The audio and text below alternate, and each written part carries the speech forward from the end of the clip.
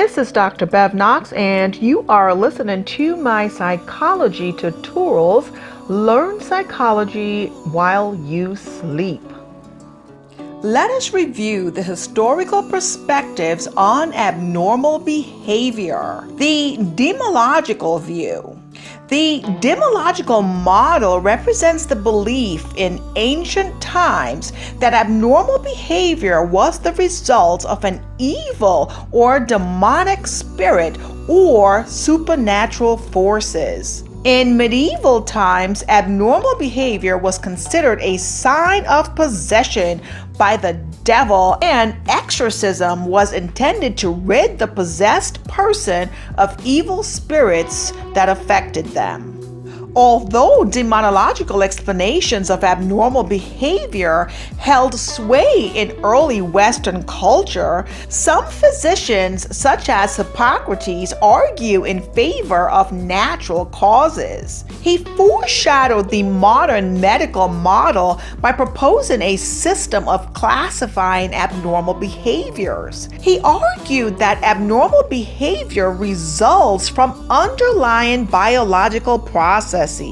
In medieval times, asylums or madhouses arose throughout Europe in the late 15th and early 16th centuries to house people whose behavior was severely disturbed. Conditions in these asylums were dreadful, and the behavior of the residents was sometimes put on display for the amusement of the general public.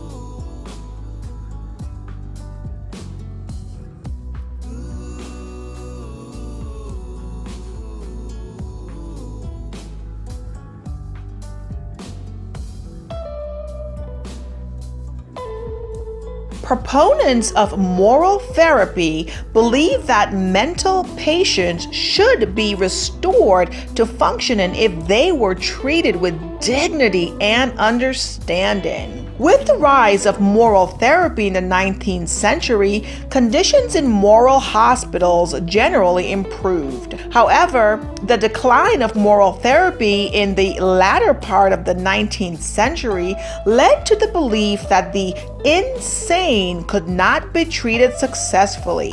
During this period, mental hospitals deteriorated, offering little more than custodial care. It was not until the mid-20th century that public concern about the plight of mental patients led to the development of community mental health centers as alternatives to long-term hospitalization. Mental hospitals today provide structured treatment environments for people with acute crises and for those who are unable to adapt to community living. The community mental health movement seeks to provide community-based treatment of people with severe mental health problems. As a result of deinstitutionalization, the population of state mental hospitals has been greatly reduced. However, under the policy of deinstitutionalization, many people with severe and persistent mental health problems have not received the quality of care and range of services they need to adjust to community living. One example of the challenges yet to be met by the community health movement is the large number of homeless people with severe psychological problems who are not receiving adequate care in the community.